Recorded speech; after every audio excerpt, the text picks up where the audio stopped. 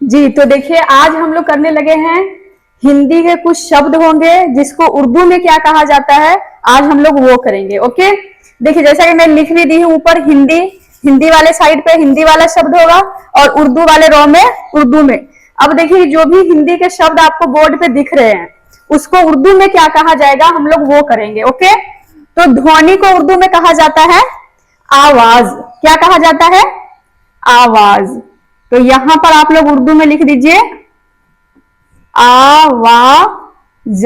अलिफ को मद आ, वाव के साथ अलिफ वा, और ज के लिए जज्जे पर यहां पे बिंदी है, ज के पैर में क्या है? आवाज होता है, आवाज। और उसी तरह से भीत को क्या कहते हैं उर्दू में? भीत को कहते हैं दीवार। क्या कहते हैं? दीवार। भीत को कहेंगे हम उर्दू में दीवार।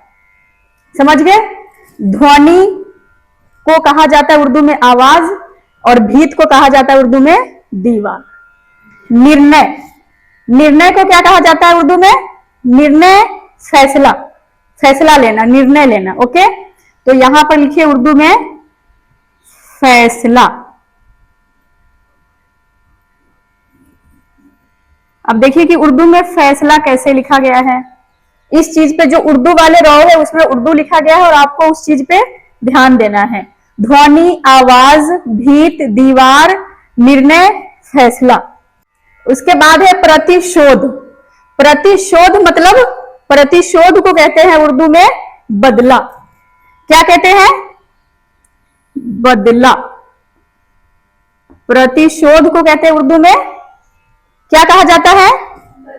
बदला। उसके बाद है आय। आय को उर्दू में कहेंगे कमाई। आय, कमाई। तो यहां पर उर्दू में लिख दीजिए क, मीम के साथ अलिफ, मा और बड़ी ई की मात्रा, कमाई। सप्ताह। अब सप्ताह को उर्दू में कहा जाता है हफ्ता। क्या कहा जाता है? हफ्ता। तो यहां पर हम सप्ताह को लिखना है, सप्ताह को उर्दू में कहा जाता है हफ्ता। डन। हफ्ता में उर्दू में क्या होता है? लास्ट में ह की आवाज आती है, तो यहां पे क्या लग गया? लास्ट में लटकनी है, हफ्ता। ठीक, यहां तक क्लियर है? देखिए उर्दू हिंदी के शब्द है हिंदी वाले रो में और उर्दू वाले में उर्दू है। अब एक बार मैं पढ़ के आप लोगों को सुना देती हूं, सुन लीजिए। ध्वनि को उर्दू में कहा जाएगा आवाज, भीत को कहा जाएगा दीवार, निर्णय, फैसला, प्रतिशोध, बदला, आय, आय, कमाई, सप्ताह, हफ्ता। ठीक है, अब आ जाइए आगे वाली रो में, और आगे वाली रो में आप लोगों को क्या करना है? आगे वाले का करना है। अब देखिए आगे है उद्देश्य। उद्देश्य का क्या मतलब होता है? उद्देश्य का मतलब बताइए। उद्देश्य का मतलब होता है, सॉरी, उद्देश्य को कहते हैं उर्दू में मकसद। क्या कहते हैं उर्दू में? मकसद कहते हैं। मक, मीम, क्वाफ, स्वाद और दाल। उद्देश्य को कहा जाता है उर्दू में मकसद, और निःशुल्क को कहा जाता है मुफ्त। निःशुल्क, मुफ्त। ठीक है,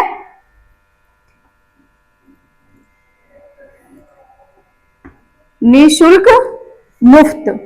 निवेदन। अब निवेदन आप लोग बताइए, निवेदन को क्या कहेंगे उर्दू में? नहीं पता है? निवेदन को कहेंगे उर्दू में गुजारिश। क्या कहेंगे?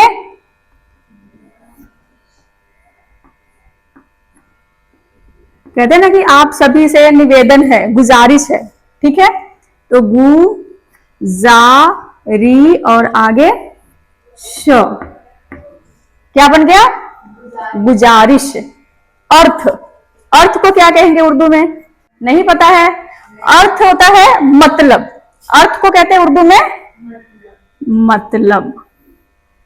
इस चीज का अर्थ क्या है? इस, कहते हैं ना कि इस शब्द का क्या अर्थ होगा, मतलब क्या उर्दू में अगर उसको कहेंगे तो कहेंगे इस लफ्ज का क्या मतलब होगा, क्या अर्थ होगा, है ना। उसके बाद है निषेध। निषेध करना, मना कर देना। निषेध मतलब, निषेध को कहेंगे उर्दू में मना। ठीक, निषेध यानी कि निषेध को उर्दू में कहेंगे मना। निष्पात, निष्पात का बताइए। निष्पात का होता है मासूम। क्या होता है? मां, मीम के साथ एन और स्वाद को आगे अब बड़ी ऊ की मात्रा और आगे मीम, मासूम। अब एक बार मैं पढ़ने लगी हूं, पढ़ के आप लोगों को क्लियर करवा देती हूं। ठीक है, अब देखिए, उद्देश्य, मकसद। उद्देश्य हिंदी का शब्द है, उसको उर्दू में कहेंगे मकसद। निःशुल्क हिंदी का शब्द है, उर्दू में कहेंगे मुफ्त। यहां पे नुक्ता नहीं लगा था, आप लोग बताए नहीं है, मैं फिर भी लगा देती हूं। ठीक, मुफ्त, मीम को छोटा ऊ, फे और ते, मुफ्त। निवेदन, गुजारिश। अर्थ, अर्थ कहते हैं हिंदी में होता है, हिंदी का शब्द है अर्थ, उर्दू में उसका मतलब होता है मतलब। निषेध, निषेध हिंदी का शब्द है, अगर उसको उर्दू में बोलना होगा तो मना। निष्पात, निष्पात है हिंदी का शब्द, उर्दू में हो गया, उसको उर्दू में कहेंगे मासूम। Done, clear, okay. तो आप लोग इसको लिखिए और याद कीजिए जी। तो अब आ जाइए, अब हम लोगों का एक हो गया है, अब फिर से नए शब्द आ गए हैं हिंदी के। इस रो में भी हिंदी के शब्द है और इस रो में हिंदी के शब्द है, और उर्दू वाले में हम लोग उर्दू लिखेंगे। अब साधारण को उर्दू में क्या कहा जाता है? नहीं पता है, मैं बताती हूँ। साधारण को उर्दू में कहा जाता है मामूली। मामूली सा है, साधारण सा है। ठीक है, तो यहां पर लिख दीजिए मामूली। अब मामूली उर्दू में कैसे लिखा गया उस चीज में फोकस कीजिएगा। मीम एन और मीम को बड़ी ऊ की मात्रा, मीम के साथ एन मा, और मीम को बड़ी ऊ की मात्रा मु, और ल को बड़ी की मात्रा ली, मामूली। स्वामी, स्वामी हिंदी का शब्द है, लेकिन स्वामी को उर्दू में कहेंगे मालिक। स्वामी को उर्दू में कहेंगे मालिक। ओके। गंतव्य, देखिए ये हिंदी का शब्द है, हिंदी में बोलते हैं गंतव्य, लेकिन उर्दू में होता है, गंतव्य को उर्दू में कहते हैं, क्या कहते हैं? मैं लिख रही हूं, आप लोग पढ़ के बताइए क्या कहते हैं? मंजिल। गंतव्य, मुझे गंतव्य तक पहुंचना, अपनी मंजिल तक पहुंचना है, मंजिल। ओके। उसके बाद है उदाहरण। अब उदाहरण को उर्दू में क्या कहेंगे? उदाहरण तो हिंदी का शब्द है, तो उसको उर्दू में क्या कहेंगे? कहते हैं ना मिसाल के तौर पे। उदाहरण, एक उदाहरण दीजिए, मिसाल दीजिए, उर्दू में मिसाल। अब मिसाल में देखिएगा कि मिसाल किससे आ गया है? से। मिसाल क्या होता है? मी। अब यहां पर मीम को लगेगा जेर। मिसाल नहीं, मिसाल क्या है? मिसाल है। छल कपट, अब छल कपट हिंदी, अब छल कपट क्या है? हिंदी का शब्द है। छल कपट आप लोग को पता होगा, ये तो आम जिंदगी में, आम मतलब रोजमर्रा की जिंदगी में हम इस्तेमाल करते हैं, ये तो हमारे काम का चीज है। छल कपट यानी कि धोखा करना, उसको उर्दू में कहा जाए तो फरेब। ठीक है, उर्दू में छल कपट को क्या कहेंगे? फरेब। फ र को एक ही मात्रा रे, आगे ब। छल कपट हिंदी का शब्द है, उर्दू में छल कपट को अगर कहना हो तो फरेब या धोखा। उन्माद, अब उन्माद को क्या कहते? उन्माद का उर्दू में उन्माद को कहते हैं मस्ती। मस्ती क्या कहते हैं? मस्ती कहते हैं। अब इसको उर्दू में लिखा कैसे जाएगा वो देखिए, मीम सीन मस और ते को बड़ी की मात्रा मस्ती। अब एक बार देख लीजिए फिर से। साधारण हिंदी का शब्द है, उर्दू में मामूली। स्वामी हिंदी का शब्द है, उर्दू में इसका इस लफ्ज को क्या कहेंगे? मालिक। गंतव्य मंजिल, उदाहरण मिसाल, छल कपट फरेब या धोखा, उन्माद मस्ती। डन। अब आ जाइए आप लोग आगे वाली रो में। परिहास, परिहास मतलब नहीं पता है? परिहास, परिहास को उर्दू में कहा जाता है, उर्दू में अगर कहना हो तो हम कहेंगे मजाक। क्या कहेंगे? मजाक। ओके, अब अगला क्या है? शब्द, लफ्ज।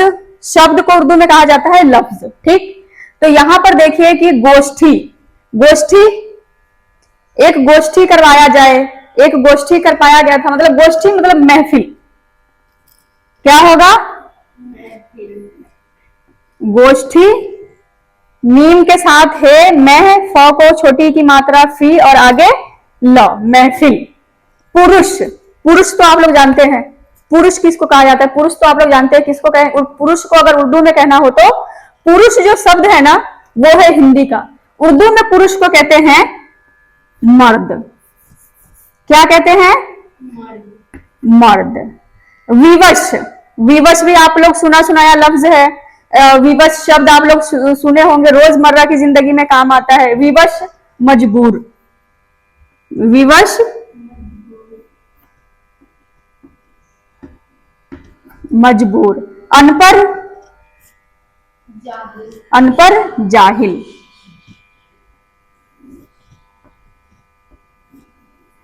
अनपढ़ को उर्दू में कहा जाएगा तो जाहिल कहेंगे। बुद्धिहीन, बुद्धिहीन कम अकल वाला, बुद्धिहीन मतलब बुद्धि थोड़ा कम हो, उसको क्या कहेंगे? बुद्धिहीन, बुद्धि से पैदल होना यानी कि बेवकूफ। क्या? बेवकूफ। तो बे अलग लिखेंगे, वकूफ अलग से लिखेंगे, बेवकूफ, बेवकूफ। अब देखिए, अब एक बार आप लोग फिर से ध्यान से सुन लीजिए। परिहास, मजाक। गोष्ठी, गोष्ठी हिंदी का शब्द है, उसको उर्दू में कहेंगे महफिल। पुरुष हिंदी में कहा जाता है, उर्दू में अगर उसको कहना हो तो मर्द। विवश उर्दू में अगर उसको कहेंगे तो उर्दू में उस शब्द का होगा मजबूर। अनपढ़, अनपढ़ जाहिल, कहते हैं ना कि आप तो बिल्कुल अनपढ़ हो यानी कि जाहिल हो। बुद्धिहीन, बुद्धिहीन को उर्दू में कहेंगे बेवकूफ। Done, okay.